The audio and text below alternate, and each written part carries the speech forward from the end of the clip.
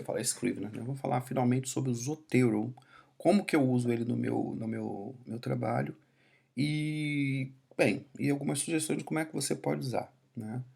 Vamos lá. O Zotero é um aplicativo que semelhante ao Evernote, ele funciona online, né? E nessa que ele funciona online, você cria uma conta, né? Você cria uma conta usando seu e-mail e você pode construir bibliotecas de informações, né, específicas, podem ser livros, arquivos diversos, às vezes até fotos, imagens e tal, e você pode acessar em qualquer lugar.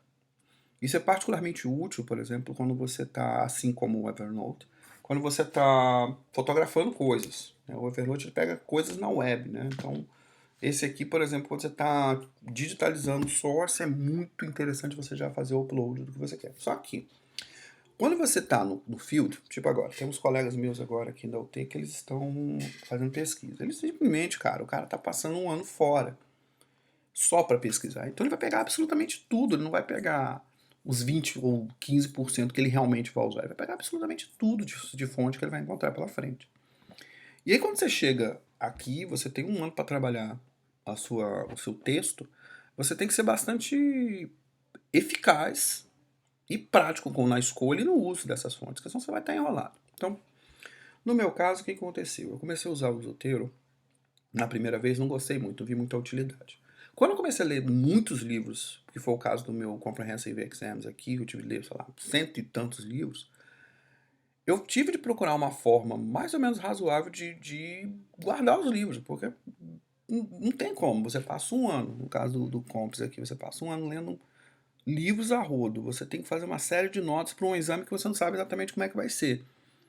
Então, a forma como você armazena essa informação é crucial para o seu bom desempenho no seu exame. Isso é fato. Então, grandes coisas, você lê 180 livros, 200 livros, você não lembra onde é que você achou a informação. Se quando, por exemplo, chega no campo, você tem que fazer um ensaio de 25 páginas, você tem que voltar nos livros. Então tem vários métodos, por exemplo, na cara dura, o que eu fiz? Eu comecei a perguntar para todo mundo o que eu fazia para organizar a informação. Então é cada método maluco que é tanto método interessante que se eu daria um outro vídeo aqui, né? Uma amiga minha, por exemplo, ela fazia tabelas e nessas tabelas com determinadas categorias que ela inventava, nessas tabelas ela colocava essas informações. Se você quiser fazer tabela, velho, é problema seu. Eu acho que tipo, é totalmente válido você fazer isso. Mas eu gostaria de chamar a atenção o seguinte do problema das tabelas. A questão da acessibilidade do dado. Cara, a organização desses dados, certo? A acessibilidade, se ele é fácil ou não de acessar, como é que você consegue acessar determinadas informações. É, e também, uma coisa eu tenho certeza que a tabela não faz, mas tenho certeza, nenhuma tabela exporta a bibliografia pronta, no padrão Chicago. Isso para mim já paga as contas, entendeu? Isso para mim já paga as contas, já faz valer e muito o uso do Zotero. Mas o EndNote também faz isso, né? Que é um outro website, outro aplicativo que uma galera gosta muito. Eu gostei do Zotero, você pode gostar de outros. Eu vou mostrar o que eu fiz no meu. Eu comecei usando o Zotero, como falei para vocês, trabalhando inicialmente no Comps. Então, vamos dar uma olhada aqui. Eu tinha um primeiro arquivo só das aulas que eu peguei, né? Então, tipo, dentro da teoria de arquivos, aí eu fui colocando, foram as minhas primeiras organizações. Ó. Isso aqui foram das aulas que eu fiz, os poucos livros que eu li. Quando você chega no Comps, a coisa fica um pouco mais complicada.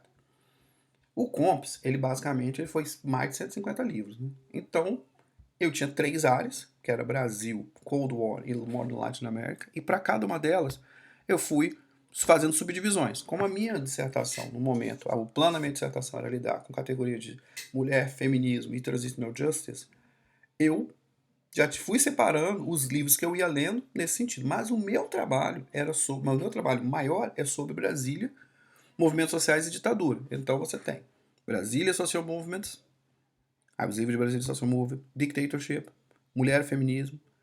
Só que quando você lança o dado no Zotero, é o grande pulo do gato. Se você não faz isso quando você está lançando os dados, você vai estar jogando seu tempo fora. Que é o quê? A primeira coisa que você faz é abrir um arquivo para o livro ou a obra que você está lendo. certo? Coloca título, né? O autor, pega o abstract. Você não precisa ter que escrever o abstract, velho. Isso é besteira, a não ser que você realmente queira fazer isso.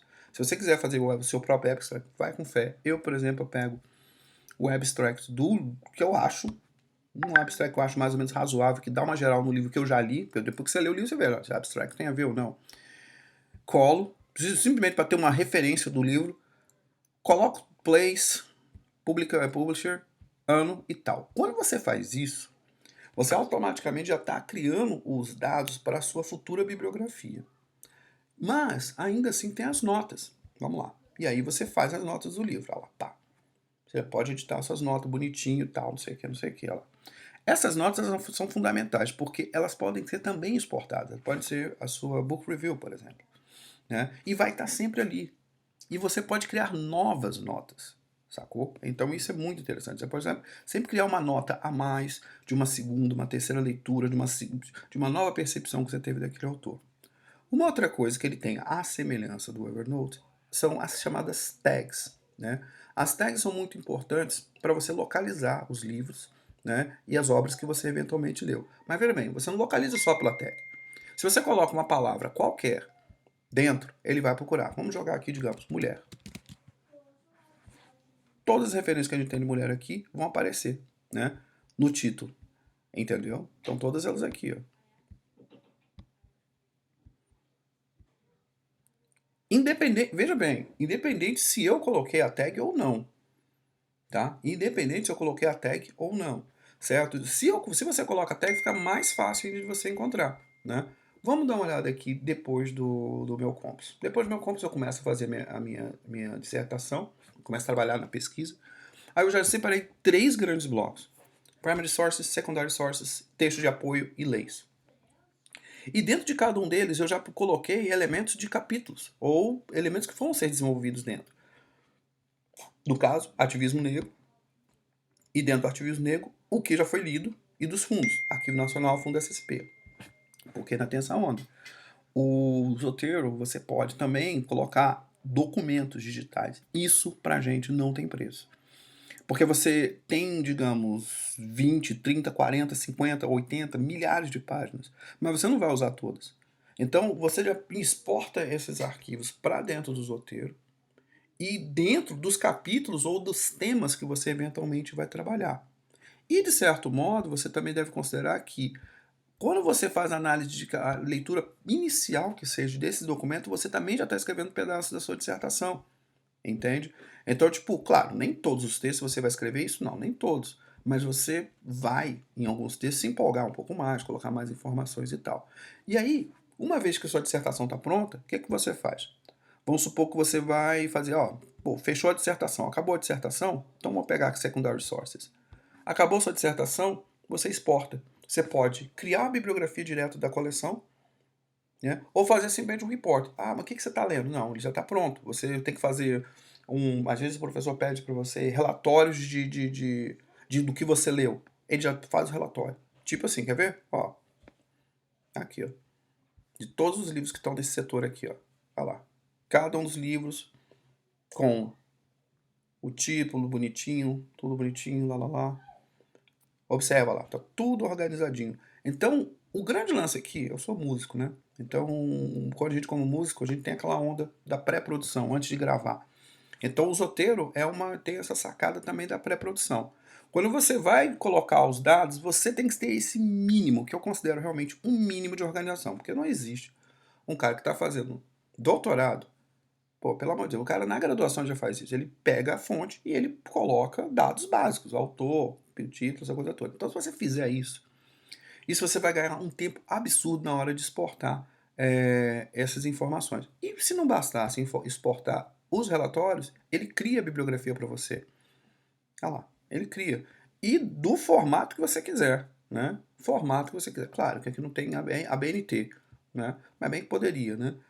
E na língua que você quiser, com a bibliografia. Vamos abrir aqui então. Vamos tentar imprimir essa bibliografia. O que ele vai fazer? Vamos ver o que acontece aqui. Ele vai abrir, deixa eu ver, vamos dar uma olhada. Color, bababá, black or white, tá. Zotero. Blink Background Colors, você já manda printar. Mas o que eles vão printar aqui? Vou te mostrar.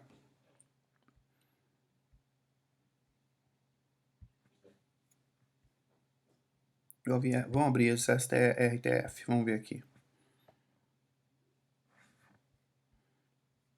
RTF.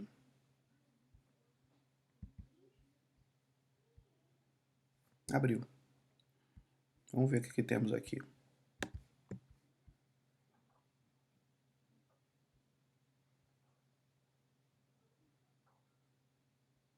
Ah, Eila. Você abre. Olha só, tá no formato RTF. Bonitinho. E aqui copiou, colou, né? Observe que já está em ordem alfabética.